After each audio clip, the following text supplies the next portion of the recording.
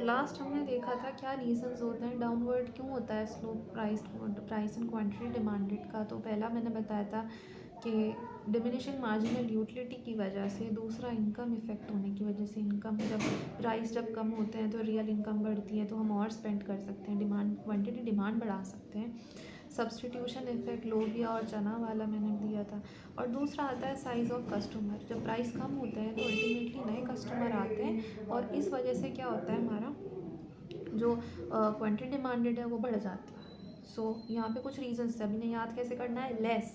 Less word रहेगा mnemonic. L का मतलब क्या होगा, law of diminishing marginal utility. E का मतलब क्या रहेगा, इनकम इफेक्ट। कौन सा वाला इफेक्ट, इनकम इफेक्ट। एस से क्या रहेगा, सब्सटीट्यूशन इफेक्ट। और एस से रहेगा साइज ऑफ द कस्टमर्स। ठीक है, उसके बाद क्या आता है, अच्छा प्राइस जब बढ़ रहा है तो क्वांटिटी डिमांडेड कम हो रही है, और क्वांटिटी डिमांडेड जब बढ़ रही है तो प्राइस कम हो रही है। सेटरस पेरिबस वर्ड के साथ ये चीज़ होंगी, मतलब बाकी चीज़ों को हमें कांस्टेंट रखना है। जैसे कि टेस्ट ऑफ द कंज्यूमर क्या है, क्योंकि अगर किसी को एप्पल का प्रोडक्ट पसंद है, भले उसके प्राइस बढ़ रहे हों, वो तब भी उस चीज़ को बाय करेगा। तो हम सेटरस पेरिबस, इमरजेंसी है तो ये सब चीज़ें वर्क नहीं करेंगी, भले ही प्राइस बढ़ रहे हों तब भी उस चीज़ को उसका कंजम्पशन करेंगे।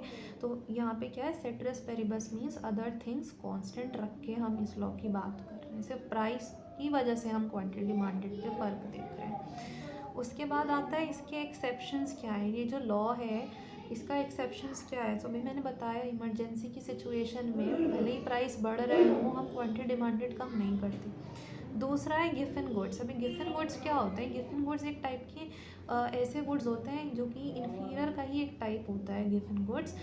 और इन्फीरियर मतलब बेकार क्वालिटी। तो ये गुड्स जो होता है बेसिकली इनकी क्वालिटी इतनी अच्छी नहीं होती, पर ये हमारे बेसिक कंजम्पशन की ज़रूरत है। मतलब हम इसको बहुत ज़्यादा कंज्यूम करते हैं, मतलब इसके बगैर हम रह नहीं सकते एक तरह से। और इनके सब्सटीट्यूट्स नहीं होते, ठीक है। तो इनके सब्सटीट्यूट्स नहीं अवेलेबल। जैसे नमक है, तो नमक you can say Giffen goods है। वीट क्या है, गिफन गुड्स है। राइस गिफन गुड्स, हम लेते ही हैं सब अपने डेली डाइट में, भले ही प्राइस बढ़ रहे हों हम तब भी इसका इनकी क्वांटिटी डिमांडेड इंक्रीज़ होती है, क्योंकि इनका कोई सब्सटीट्यूट होता नहीं है। रीज़न यही है कि इन वाले गुड्स का सब्सटीट्यूट्स अवेलेबल नहीं है, इसलिए भले ही प्राइस बढ़ रहे हों इनकी क्वांटिटी डिमांडेड बढ़ती है। मतलब कि ये हमारे लॉ ऑफ डिमांड को फॉलो नहीं करते इस वजह से। दूसरा क्या होता है, वेबलिन गुड्स। वेबलिन गुड्स मतलब कि लग्जरी गुड्स, जैसे कि रोल्स रॉयस। अब इनका प्राइस भी बढ़ रहा है, आईफोन प्राइस बढ़ रहा है तब भी क्वांटिटी डिमांडेड बढ़ती ही है, कम नहीं होती। Conspicuous necessity. कॉन्स्पीशियस नेसेसिटी मतलब अच्छा दिखाने के लिए ये नेसेसिटीज़ हैं हमारी। जैसे एसी हो गया ना, तो we can survive with fans, but हम एसी लेते हैं क्यों, क्योंकि एक कॉन्स्पीशियस नेसेसिटी है हमारी। ठीक है, उसके बाद जो होती नहीं है ज़रूरत, पर स्टिल हमको लगता है कि अंदर से फील होता है कि नहीं यार होना चाहिए हमारे पास। ठीक है, शूज़ नॉर्मल्स भी मिल रहे हैं और वैसे भी मिल रहे हैं, नाइकी एडिडास, तो हम उन्हीं को प्रेफर क्यों करते हैं, बिकॉज है हमारा कुछ ब्रांड प्रेफरेंस, नेसेसिटी लगती है हमको उसकी। उसके बाद क्या है, इमरजेंसी।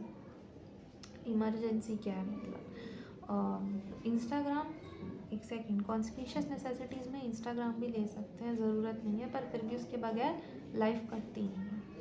इमरजेंसी मैंने ऑलरेडी बता दिया। इग्नोरेंस, कभी कभी लोगों को पता नहीं होता तो वो भले ही चीज़ के दाम बढ़े हुए हों, बराबर वाली दुकान में सस्ती मिल रही हो, पर हम तब भी उसका कंजम्पशन करते हैं, उसे बाय कर लेते हैं।